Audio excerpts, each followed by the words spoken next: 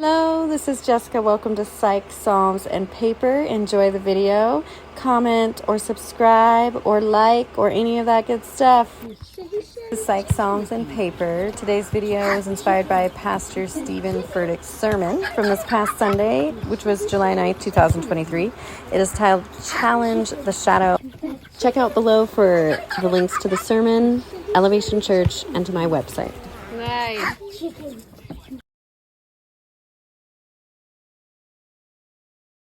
As you become a 4 and 5-year-old, you just naturally developmentally have more nightmares. You have more fear at night. You have just more anxiety because you just developmentally you're understanding the world a lot more. So if you have a 4 and 5-year-old and they're increasing that fear and anxiety in general with nightmares and bedtime troubles, that is, even though it's not enjoyable, very normal.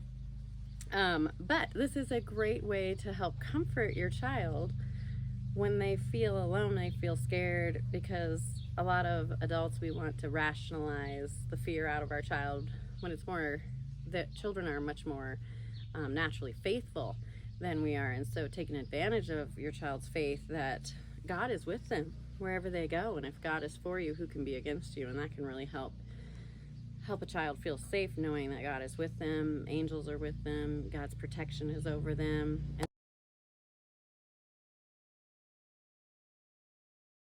How this pertains for your mental health is whenever I have clients, or if any human being, we're paying a lot of attention to ourselves and thinking about ourselves and our own problems and making our world very tiny by thinking about just our personal problems. And those problems are real and they're not made up, and we want to be validated, but complaining about them to everyone and to yourself and focusing on them creates mental health problems. And that's in the Bible too, that if you focus on fear, it only gets worse, and fear is from the devil. So you want to use your faith to dispel the fear, but in this case, turn your attention to a higher entity. If you're waking up and thinking about God and saying good morning to Jesus and thinking about what you can do to be a blessing to other people today, your problems are still going to be there,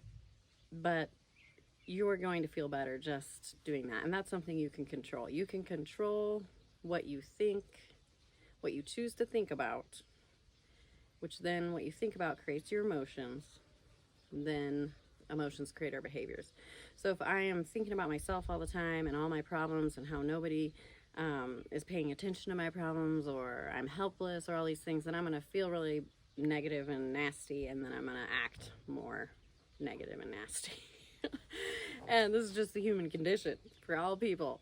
So the control that God has given us is we have control over the thoughts. Now, we have invasive thoughts sometimes, so we can't always completely control our thoughts, but we can learn to recognize them and choose to change them.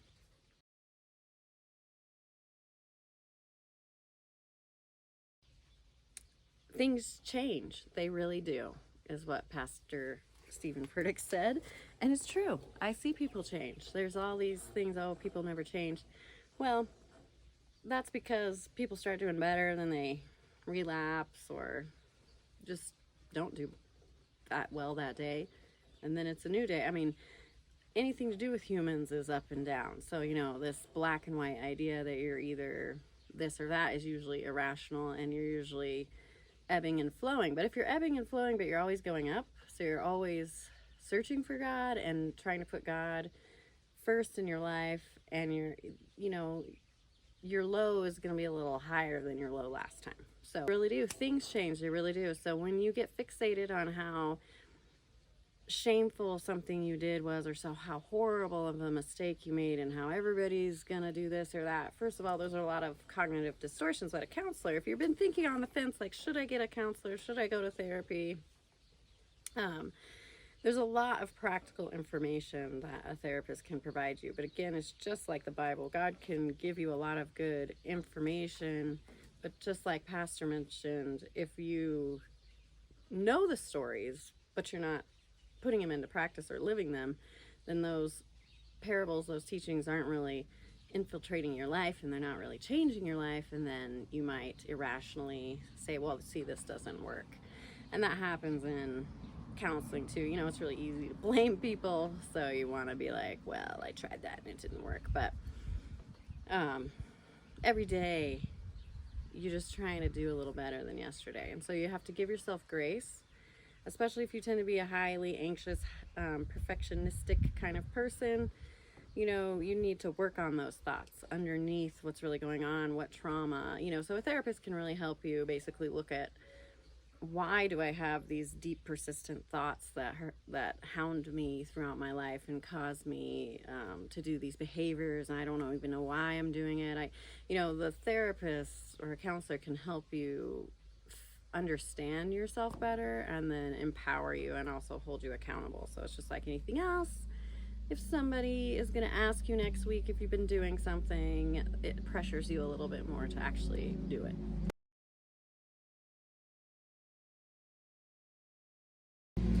So truth through tears equals faith. Okay, this is a really, really good one. So what he's saying is Hezekiah has heard that he is going to die. Obviously devastating news. You want to go into a deep depression.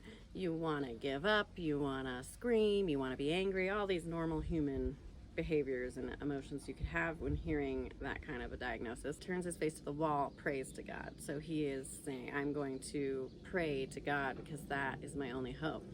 That if you don't save me, God, I'm going to die. If you don't do it, no one will. And that is faith. And that is how faith is healing.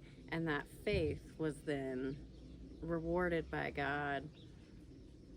And that's a metaphor for, you know, if you're being faithful, it's not that your life's gonna not be hard, but you might receive more blessings through the difficulty, and you just are able to survive through life better. You're able to cope better with it.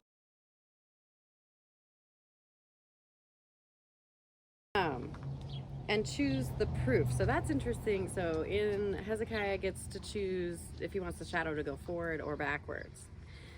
And so you're choosing the proof. So it's all about how you look at things. And he's saying, I want to see the impossible because that will help me have faith.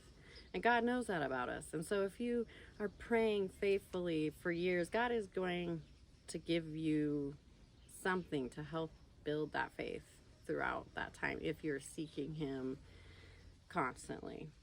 A lot of people, you know, we want to have these things instantaneously. We want to have faith, deep faith, just instantly, you know, and that's just like a lot of people in counseling. They want to be able to understand themselves instantly. They want you to fix things, and it's not what counseling is. It's again much similar to just providing you with information and support that will allow you to cope better, which can be huge. Little things can be huge for a person's daily quality of life.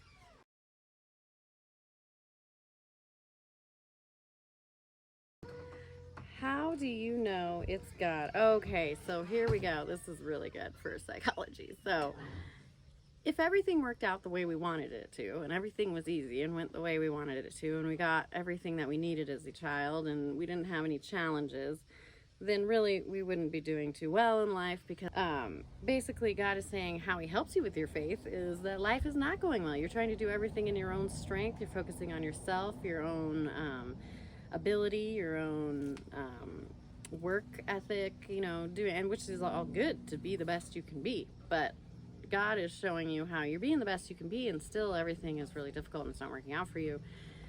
If you add God into that equation, how much quicker and better can everything get? Because God is good, and God is not a human. God is not bound by the things that human beings are bound by. And so you're adding basically, you know, extreme majesty and power to the equation when you add God to the equation. So God has things in your life going in a way that is going to help build your faith, that then will glorify him and then bless you. And so you know, basically God has been telling me to get on YouTube, and I've been making excuses. I mean, I don't have time. I'm a working mom. I'm doing it right now because I have 15 minutes, and everybody has 15 minutes. And it's the same when you come into counseling and I can't exercise, I don't have time. Well, you do have 15 minutes. You just don't want to exercise, right? We just don't want to exercise. I mean, we do. Part of us does, but we have to choose to make time for it. And so,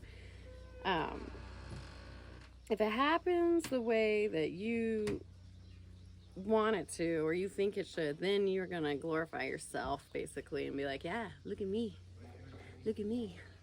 I'm so smart, I'm so clever, I'm so good, I'm so faithful, you know. And it's hard for us not to become boastful, and so we think it's ourselves. And so